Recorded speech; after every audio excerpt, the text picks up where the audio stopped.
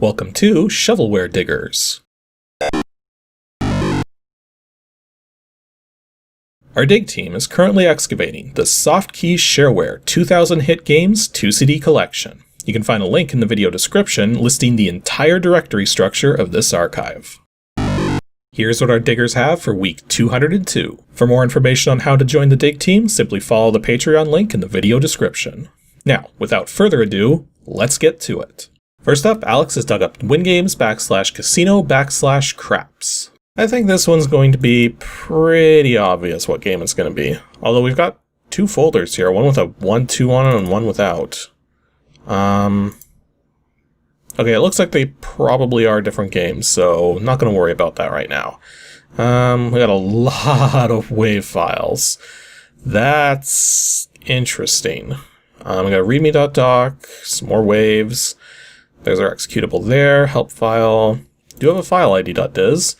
Super Craps. This game assumes that you have at least a fundamental knowledge of the game of craps. Future versions of Super Craps will include an interactive tutorial, which will aid the novice player. Yeah, add a novice player. If you're planning a trip to the casinos, this game should give you some good practice in preparation for the real craps tables. If you have any comments or suggestions about Super Craps or how to improve it, please send them to no one. That's the file id.diz ended there. Beautiful. Okay. Well, we got our readme here. So important Super Craps for Windows requires Windows 3.1 and higher and color VGA. And apparently this game was made by Chris Peterson, operating out of Texas. And what's the order form say? Because let's see how much they actually wanted for this. So registration for this was $25.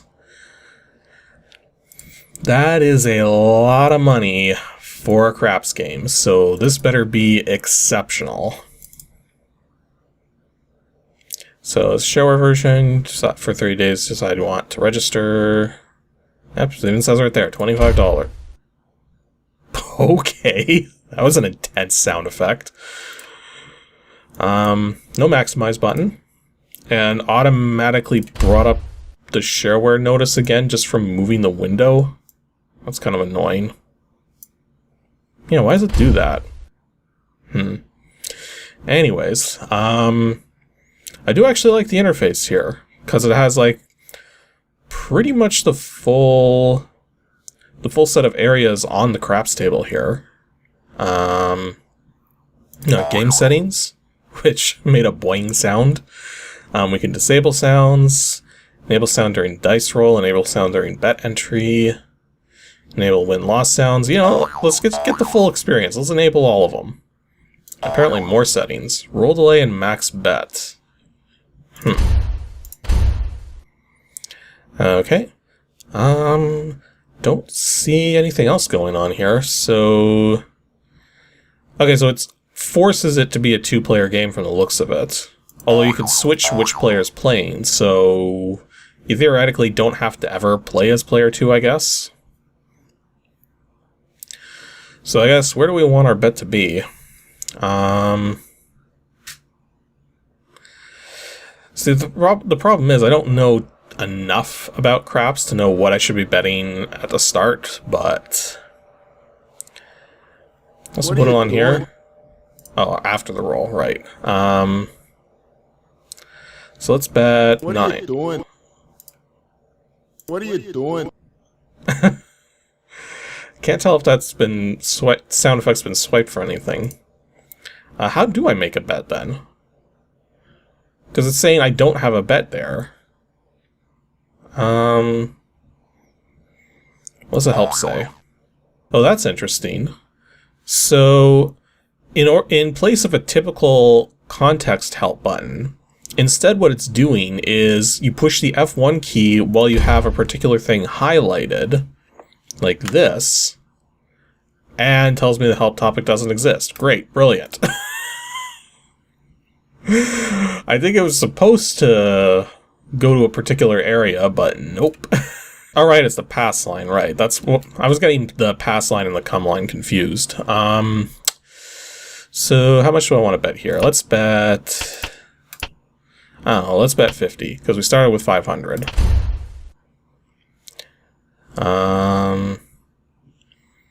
Yeah, we'll just go with that. So how do we roll? Right click? Come on now, I need a 7 or 11. Come on. The point is 4. Tough 4. Okay. So still got it on the pass line there.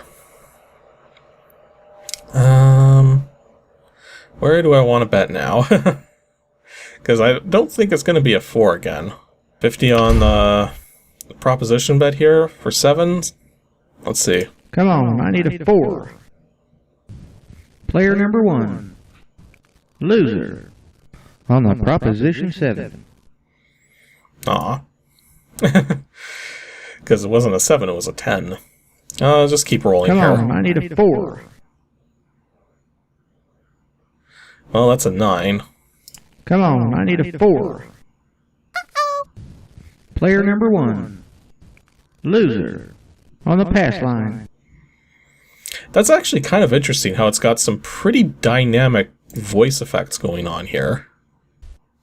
Come on now, I need a 7 or 11. Come on. 8 is the point. Easy number 8. Okay, I think we can go for this again. What are you doing? Wait, why won't it let me, What are you doing?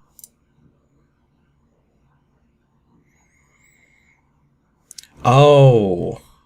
I didn't realize that the bet was different depending on where you bet on the 8.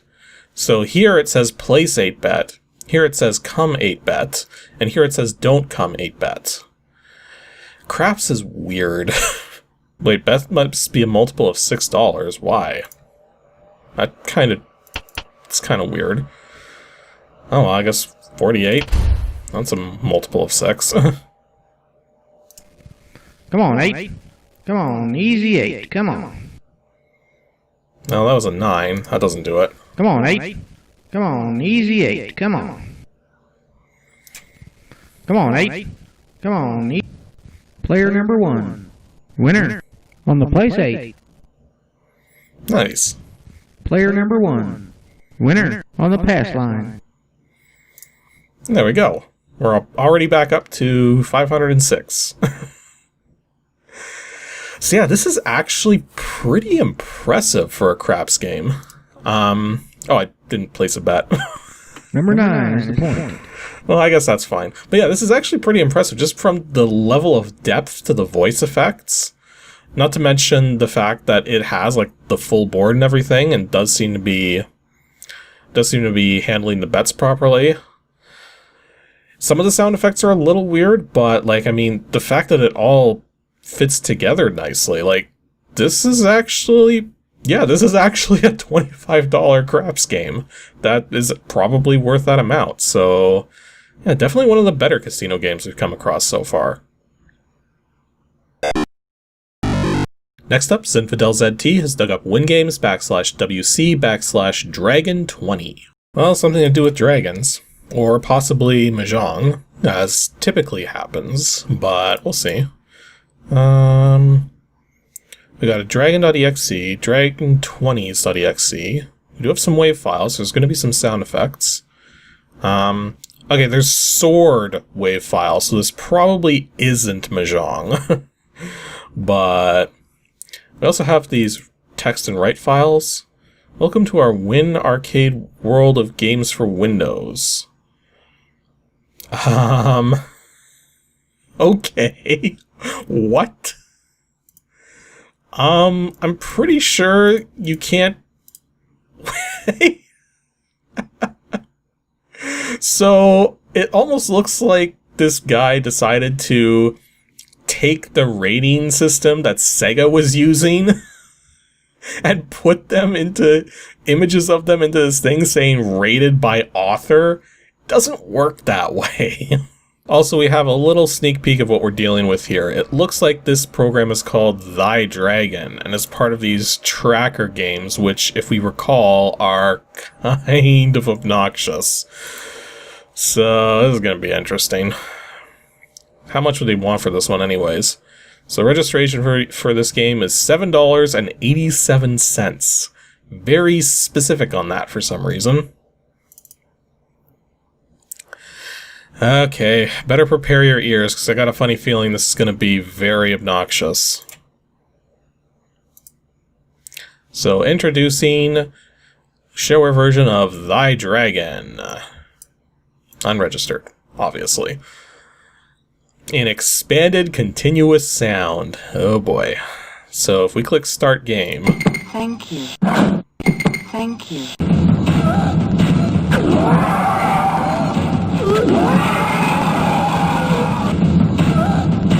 I have no idea what is going on with the sound.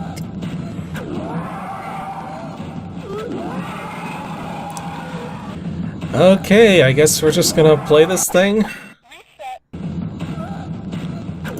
So yeah, we're just...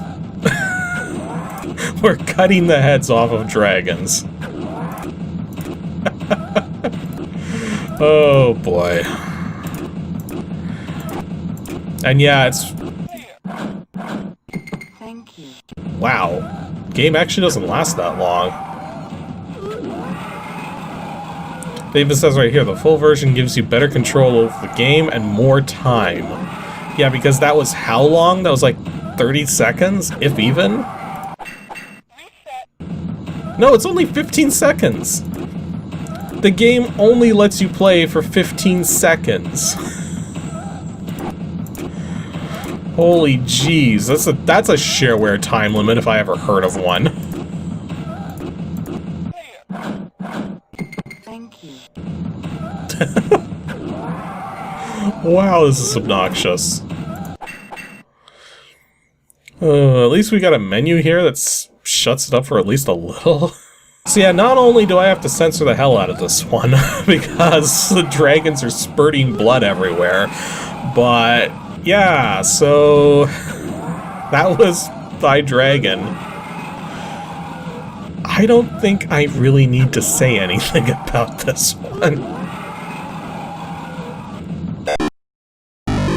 And our last dig for today from Robert Mackey is WINGAMES /strategy/Outpost. You know, I'll kind of be surprised this is what I think it is, because I thought this would have been too large of a game to put onto here. Or actually, this says it takes up 4.67 megabytes. This might be what I think it is.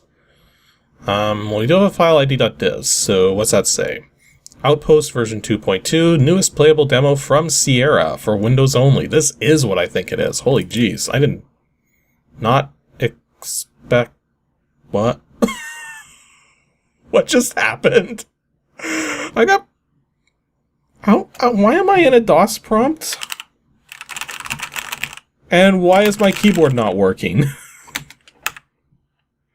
Okay, I think that last program I ran may have done some damage to Windows, so I'm gonna go restart the emulation. Okay, I got this working again. That's so weird. It's like, close a file and whoops, there goes Windows. Because yeah, all I did was close this and everything died. We do have a MIDI file, so that might be interesting, although it's just the one. There is a README. It doesn't have a file association though, so that's always annoying. So, just to make things easier on myself, I'm just going to go rename to readme.txt. Because that way I can just open it like this. The official Outpost help file. Simulation or reality? Simulation. This is not realism. As a simulation, Outpost is a model of a theoretical system to be implemented in the real world. Although we have not yet colonized other planets, there have been lots of studies on the subject initiated by NASA, private corporations, public space organizations, and other governmental space agencies. So yeah, for those unfamiliar, Outpost was like this grand idea for a sort of space colony sim that had a level of realism to it. But from what I remember, this game flopped really hard for a lot of reasons, and I think one of them was just not running well to begin with. So there seems to be a lot of stuff on how you're supposed to play this. Although it's weird, like there's actually it says right here, there's a bunch of stuff missing. Well, this is a demo after all. Just think of it as a teaser, an appetizer, an aperitif, and a way of luring you into buying the rest of the meal. So, yeah, not a lot of people bought the rest of the meal. Although it's funny that for a demo game, you'd think it would advertise, like, how to get the full game. Like, that's another thing, too, is that this game was not marketed well. So, you're not going to sell many copies without some good marketing. Anyways, let's run the game. Yeah, Sierra presents. And it's actually kind of dark. Like, hard to, like, dark on screen, like, difficult to see. Oh, there's that MIDI music.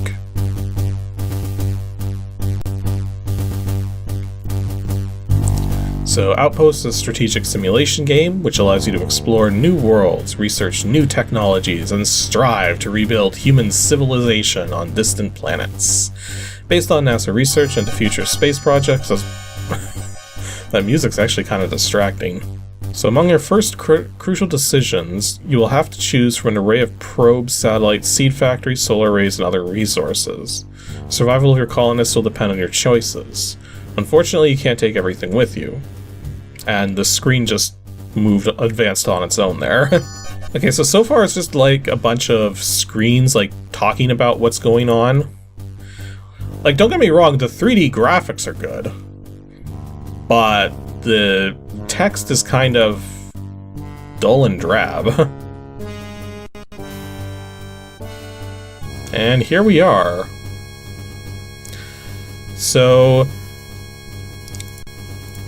we have the ability to move the map around, I think.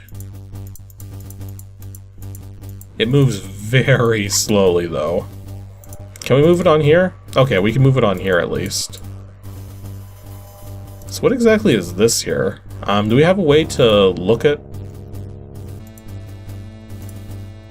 Okay, that dial is go there. Good. I'm trying to figure out how I can look at things. Like, I want to know what this is, but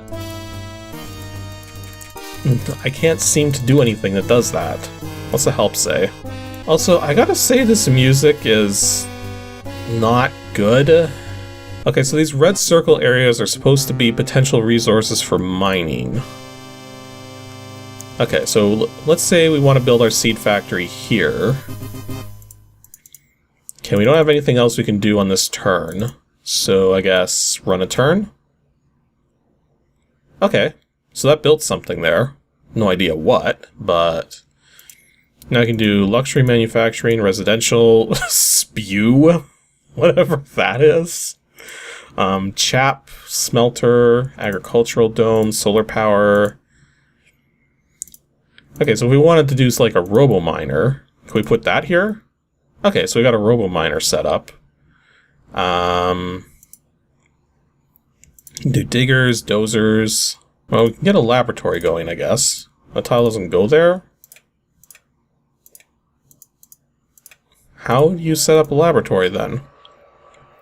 I guess maybe you gotta clear the terrain out first. Because, yeah, I can't put the residentials down either. So I'm guessing that's what the diggers are... Well, the diggers are the dozers. I'm gonna guess the dozers. So if we, like, put some of these down... like, right around the area that I set up here... And then run a turn? Oh, that doesn't seem to do much. Run another turn? Okay, that did actually flatten out the terrain. Okay. So now, can we actually put some stuff down? Like, actually, solar power is probably a good idea. So there we go. So we got a solar power receiver. Okay, so if I click on a building, it will actually give me information about it. So yeah, one of the main issues with this game is that it is very difficult to keep track of your status. Because you don't exactly have, like, easy access to all of your information. You basically to get information about what's going on, you have to click on the buildings, and then the buildings give you information about the building.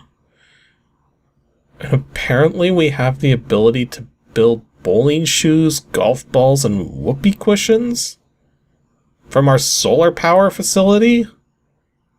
What? Okay, so let's get our laboratory... What? You can't put the laboratory on the freaking... Where's the laboratory supposed to go, then? Wait a minute. Wait a minute. I just noticed it says UG on some of these. So I'm guessing UG probably means underground. And that's what the diggers are for, to make underground sections. Okay. So let's put some diggers over here. And then let's actually get some stuff set up here. So let's get a smelter set up. Get an agricultural dome set up. Let's pass a turn. Diggers are still doing their thing. Notice the music stopped. It's probably a good thing.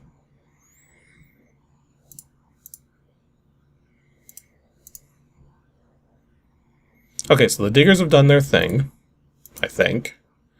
So can we actually set up underground facilities on these now? So underground residential. I don't know. What do you want out of me, game? So you can kind of get an idea for why this game flopped hard. Because it's just... there's nothing interesting going on. Like, think about this in comparison to something like SimCity. In SimCity, you have all these nice little graphics and all these readouts of things going on. SimCity is also an active time game, so time is passing as you're playing it. So you're seeing things happening, you're seeing like little cars on the road, you're seeing changes occur as they happen. Like, you need... if you're like running low on power and you start having brownouts, well, you put another power plant down and boom, you see the result of that. You have stats screens you can bring up and everything, but this doesn't have any of that. This is a static image that you can't really scroll all that well. Like, you can do it over here as well, but it's a static image. Everything looks like a tile, which doesn't help. And it's like, what's happening? What is actually happening here? What are we trying to do? Like, we click on the dish here. We get some information about it, but it's like, what does this tell us about our solar array? Like, it's just calling it factory name 2938. And like, some of these things, when we try to click on them, they don't do anything. Or like right here, food, number of agricultural domes 1, produced per turn 10, mountain storage 0. Well, how does that help us? Like, our morale is currently 600. Last turn it was 600. Okay, how is that being affected by anything? Like, we don't have any graphs. Like, graphs are so important in SimCity, and we have no graphs to work with here. You can kind of get an idea of why this game failed so hard. So yeah, that was Outpost. It was a valiant attempt to make a sort of space SimCity in a sense, with real life sort of concepts applied to it. But the problem is, the game is not engaging, it is dull to look at, and on top of all of that, it doesn't actually give you enough information to really understand what it is you're trying to do. Like, I mean, sure, you could go into the, oh, right. It changed the name of the README file. But yeah, you could, like, go into the README file here and read up about all these things, but that's not exactly teaching you what you're supposed to be doing.